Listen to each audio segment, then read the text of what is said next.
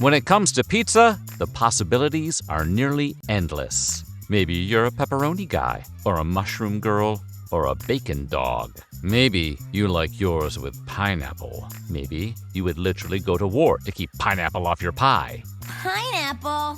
Ugh. But while pizza seems like it's already infinitely customizable, some companies dared to ask, what if you could go even deeper? Which is why today we take a look at the rise and subsequent fall of the make-your-own pizza restaurant.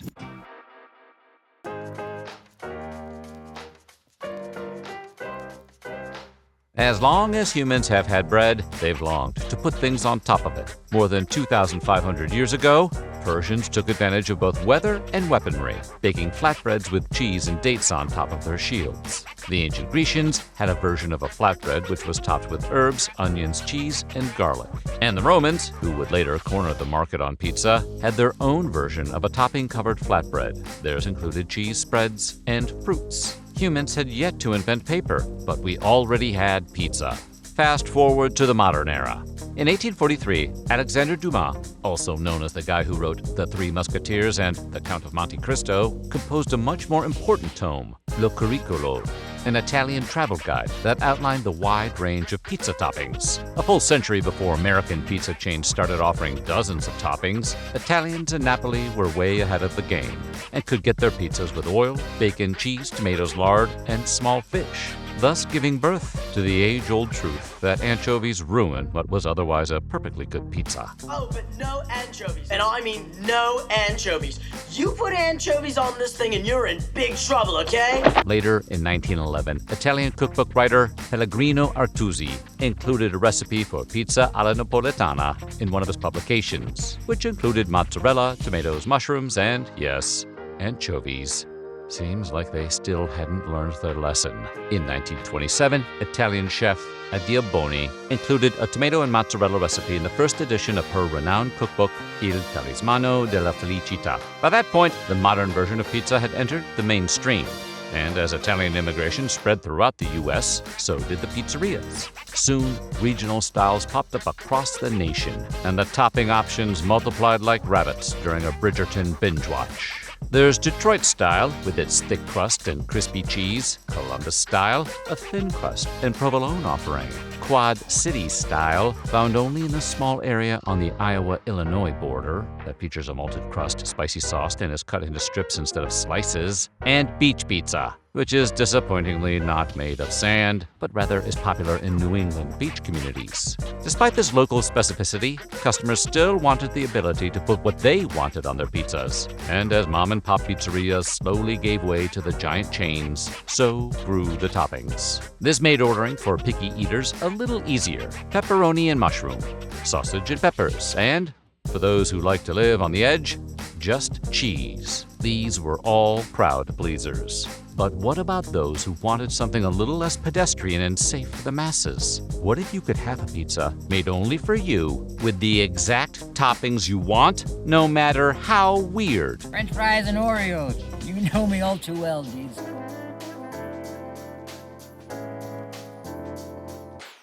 This exact custom pizza concept was tossed around by television's most visionary entrepreneur, Cosmo Kramer.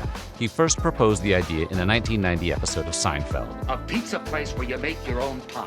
It finally came to fruition in the 1994 episode The Couch, in which Kramer finally starts a make-your-own pizza business with Poppy, a restaurateur who becomes incensed when Kramer puts cucumber on his pizza. Okay, maybe there is a limit to weird pizza toppings. It took more than a decade, but Kramer's fictional dream finally became a reality. While some smaller joints had experimented with allowing customers to make their own pizzas in years prior, the first restaurant dedicated to full customization came in the form of Mod Pizza. Founded in 2008 by Scott Svensson, an investment banker, and Ali Svensson, who worked in the publishing industry, Mod Pizza was their second venture into the food and beverage melee.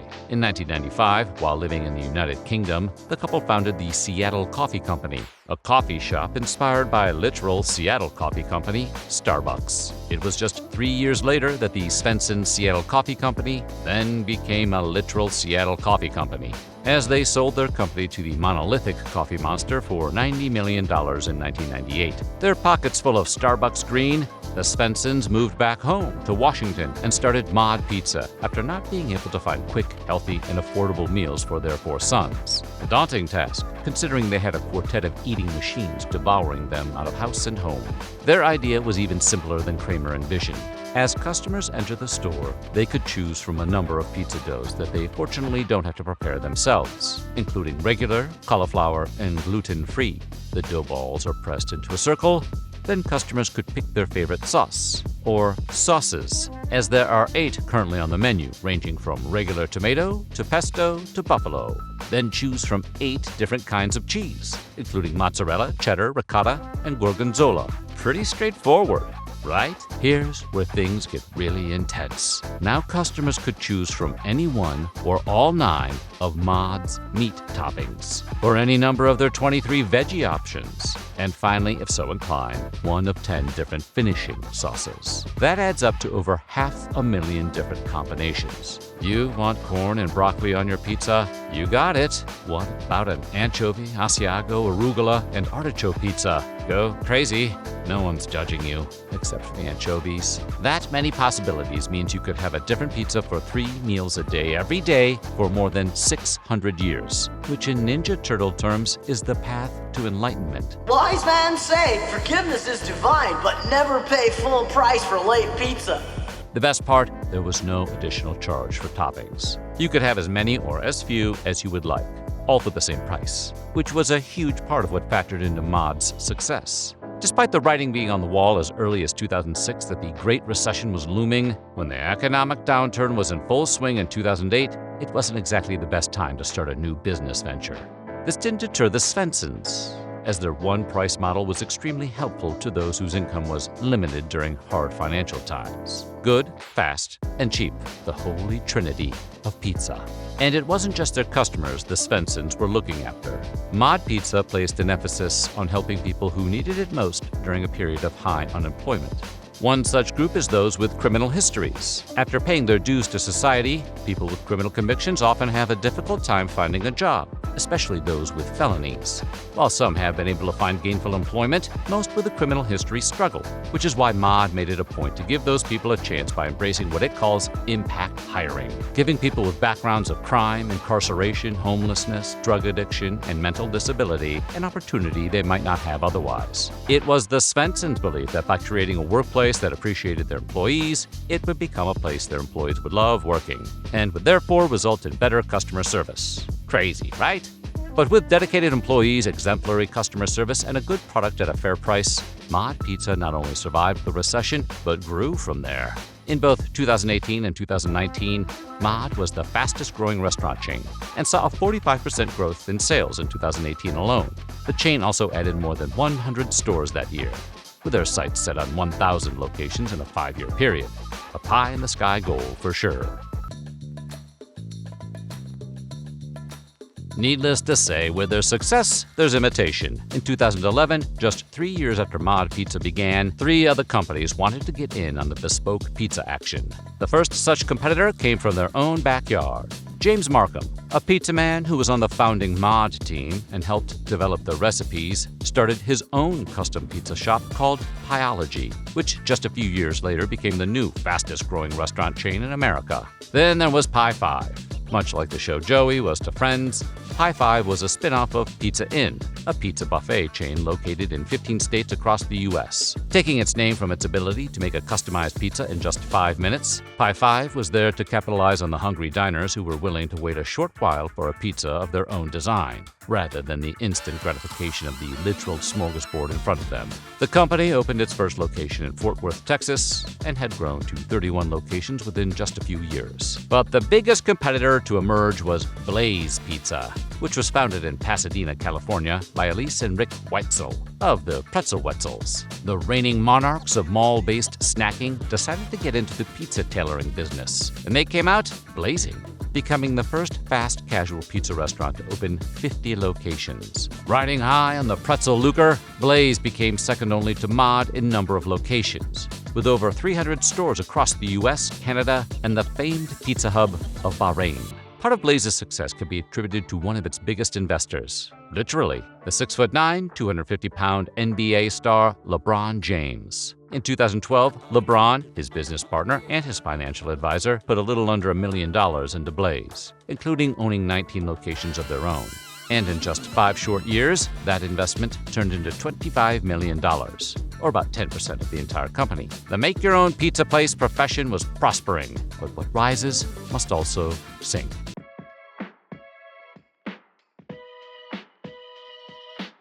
Despite build-your-own pizza places having once been a growth industry, things have started to come down since the highs of the last decade. In April 2024, after years of expansion, Mod Pizza announced they were closing 27 of the restaurants across the U.S., or roughly 5% of their stores. And just a few months later, they updated that number to 44. While the only explanation the chain gave at the time was these were underperforming stores, the irreconcilable differences of layoffs, with the specific reason blamed on the period of rapid expansion during the pandemic. Some, however, have speculated the cause for the shuttered California outlets was the law the state had passed requiring fast food companies to pay their employees a minimum of $20 an hour. Surely, it was just coincidence that the store closures happened the same month the law went into effect.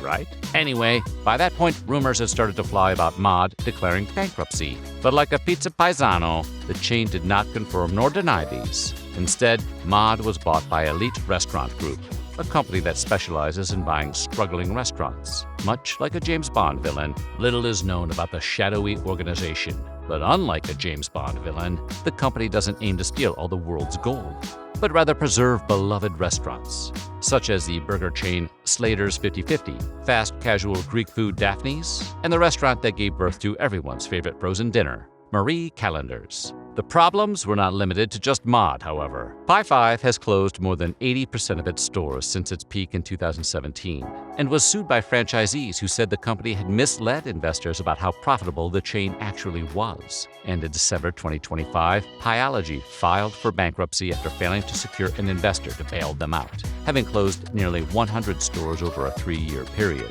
Today, the chain is down to fewer than 3 dozen stores, mostly in California and Florida. And while Blaze Pizza, the Mr. Pibb to Mod's Dr. Pepper, fared better than most, they still closed more than 15% of their stores between the start of 2022 and the beginning of 2025. So how did the once stuffed build-your-own pizza sausage start to crumble?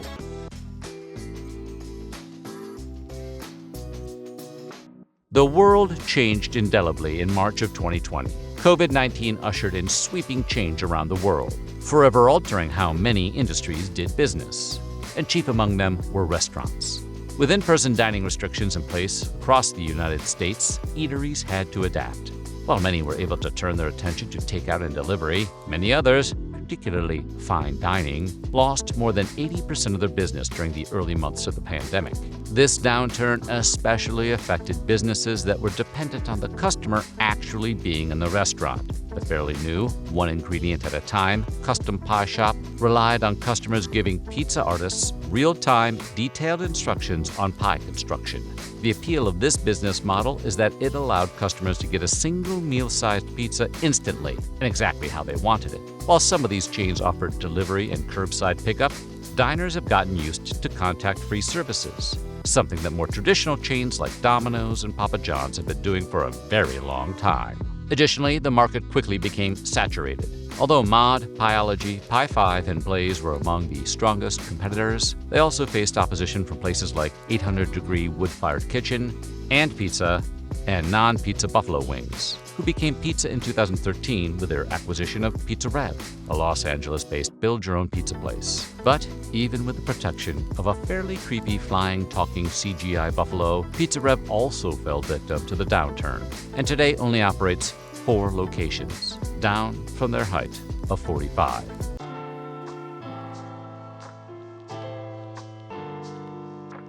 Despite the struggle, the on-demand pizza market continues to hold on and change with the times. Efforts have been made to make these restaurants a more hospitable, welcoming place in order to encourage a return to regular in-person dining. And since the purchase of Mod Pizza by Elite Restaurant Group, there has been a focus on refranchising their restaurants, as more than 80% were company-owned as of 2024. Additionally, the chain has changed its menu pricing to a 3-tiered system: cheese only at the lowest price, one-topping pizzas at a slightly higher cost, and the traditional unlimited topping option at the highest charge. These simplified price points accompanied an easier-to-navigate menu, with customers needing only 4 steps to get the pizza they want. Because if there is a tried-and-true method to win over hungry diners with pizza, it's to give them exactly what they want, as fast, cheap, and as easy as you can make it. So what do you think? Will the build-your-own-pizza place persist? Let us know in the comments below, and while you're at it, don't forget to like and subscribe. And then check out some of these other videos from Weird History Food.